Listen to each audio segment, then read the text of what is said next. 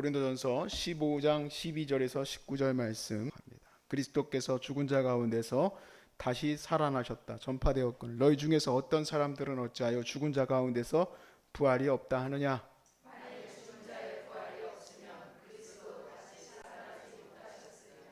그리스도께서 만일 다시 살아나지 못하셨으면 우리가 전파하는 것도 헛것이요 또 너희 믿음도 헛것이며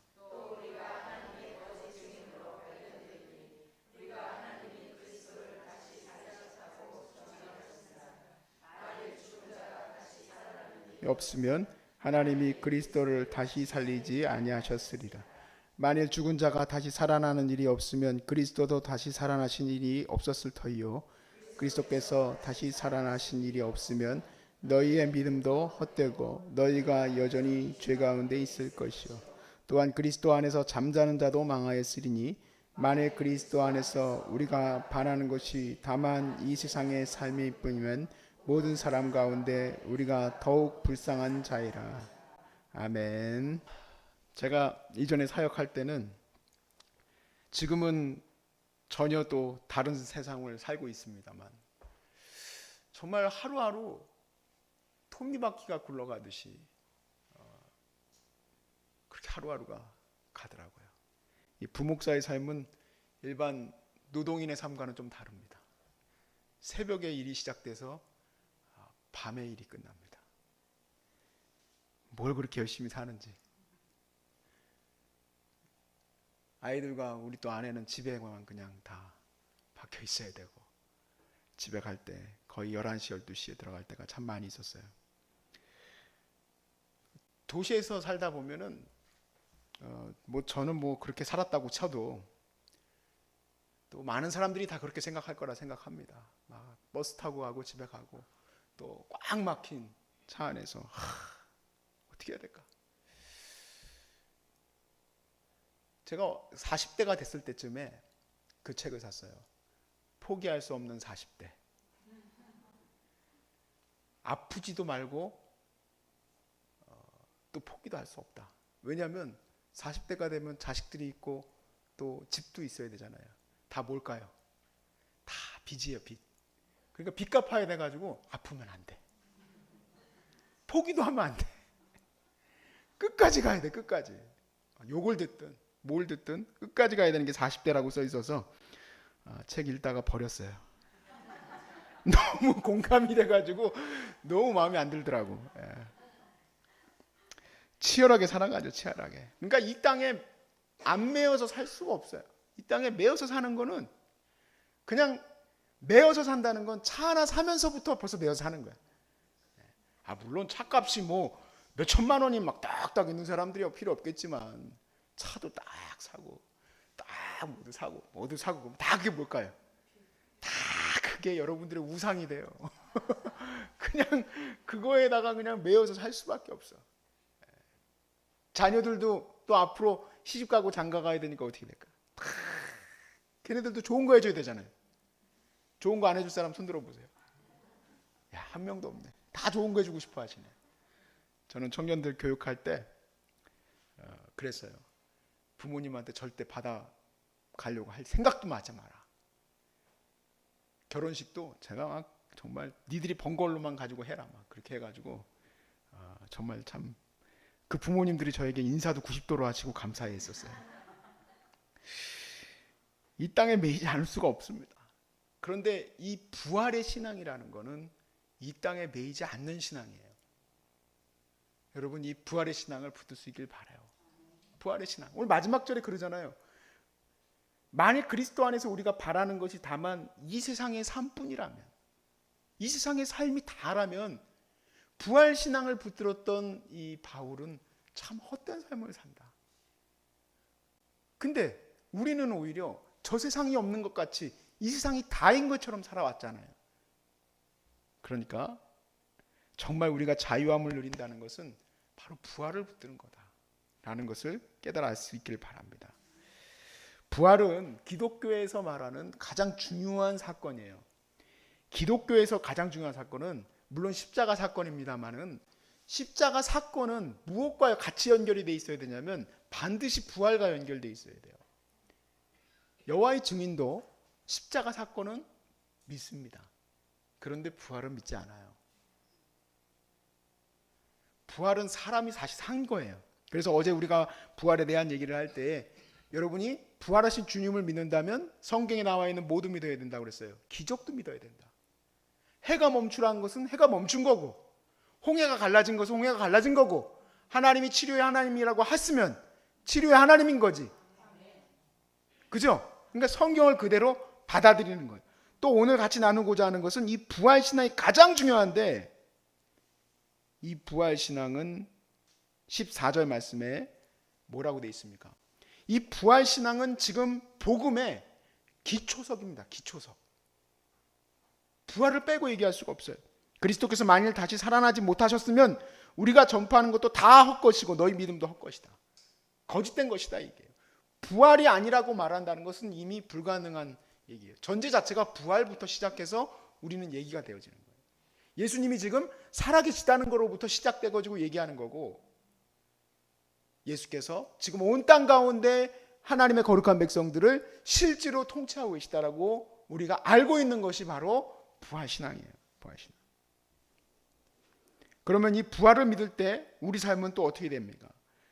서두에 말씀드렸다시피 땅을 바라보고 사는 것이 아니라 부활하셨으니까, 주님이 영광을 받으셨으니까 예수님께서 사신 그 삶을 우리의 삶에도 같이 이어가게 되는 거죠.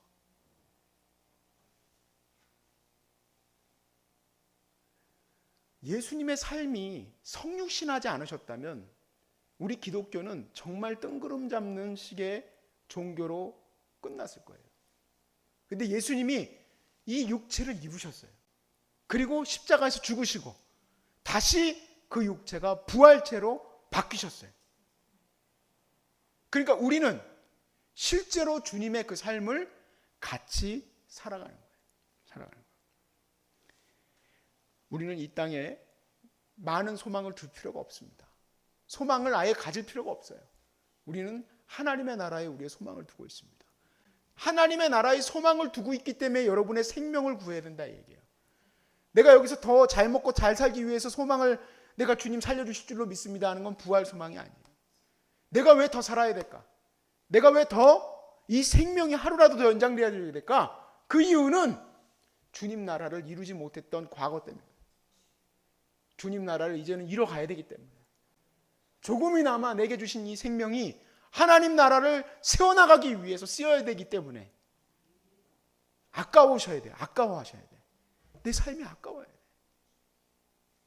그렇게 해서 우리가 다시 주의 거룩한 사명을 붙들게 되는 거예요. 낳는 것도 주님의 사명인 거예요. 그래서 아버지가 처음 예수 믿게 되셨을 때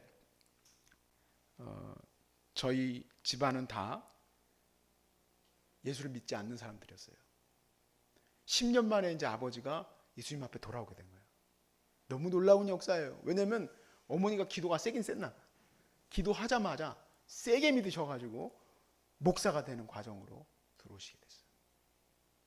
가끔 제 나이를 생각하면 아버지가 40대쯤에 예수를 믿으시게 됐고, 그러면서 신학하시고 개척하시고 이런 과정을 갔기 때문에 그때 그 삶을 내가 지금 살고 있구나, 내가 그때쯤에 있었던 삶을 살고 있구나 하고 생각을 해요. 항상 그때를 생각해요. 자, 이제 예수를 믿겠다고 하니까 당연히 가족이 다 싫어하고, 무엇보다도 아버지였던 할아버지가 이제 반대를 크게 했죠. 사실 할아버지를 모시고 산 건 저희들인데도 불구하고 쫓겨났습니다. 저희 집 전체가 다 쫓겨나왔어요. 당장 나가라 그래가지고 옷도 안 가지고 다 당장 나왔습니다. 당장 나와서 어디로 가겠어요? 결국에는 장모님 집으로 다 싹 다 들어갔죠. 남자 40에 아무것도 포기할 수 없고 정말 아프지도 말아야 될 그 나이에 다 포기했어요. 다. 할아버지가 재산이 얼마 있는지도 모르지만 넌 재산도 못 받을 줄 알아. 근데 많긴 많았어. 근데 없는 줄 알았거든요, 저는. 근데 또 그렇게까지 하시고. 그렇지만 그 삶을 그가 기뻐했어요. 아무것도 없고 정말 자기에게는 가진 것이 아무것도 없는 삶으로 원래 자기가 가진 것도 없었지만 다들 삶을 살 때는 그렇게 안 생각해요. 내가 다 할 수 있을 것처럼 생각하고 내가 다 할 수 있을 것처럼 생각하지. 근데 그걸 다 내려놓고 쫓겨나와서 장모님 집에 들어가서 창피한 마음으로 있었겠지만 그렇게 하고 우리가 시작이 다시 시작됐어요. 어떤 시작이냐? 기쁨의 시작, 자유함의 시작. 이 삶이 아닌, 이 땅에 매여있는 나의 이 두 다리가 아닌, 이 땅에 매여있는 나의 이 육신이 아닌 하나님의 나라를 바라보는 마음으로 바뀌게 됐어요. 그래서 예수 믿기 전과 예수 믿은 후에 우리 가족이 행복했을까요? 안 행복했어요? 행복했죠. 왜 행복했을까요? 자유하니까. 아무것도 포기할 수 없는 40대가 아니라 다 포기할 수 있는 40대가 됐더라고. 그러니까 오직 이것이 바로 무엇일까? 하나님 나라를 바라보는 부활신앙이다. 저는 그렇게 바라봐요. 문제는 뭐냐면 부활신앙을 믿고 있다고 말하는데 부활신앙이 없는 것처럼 살아가는 게 문제인 거예요.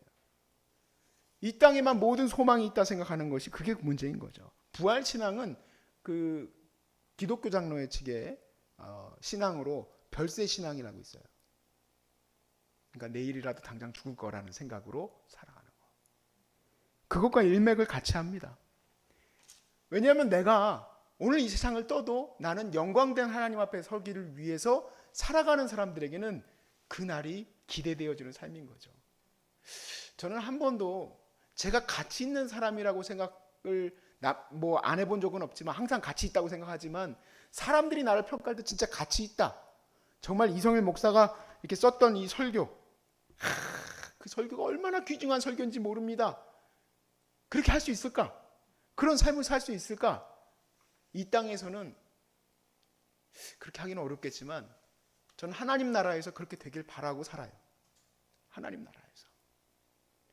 왜 하나님 나라에서 그게 가치 있기를 바랄까? 왜냐하면 지금 뭐 세상 사람들은 나를 못 알아주겠지만 하나님 나라에 서게 됐을 때 다 만나게 될 거 아니에요.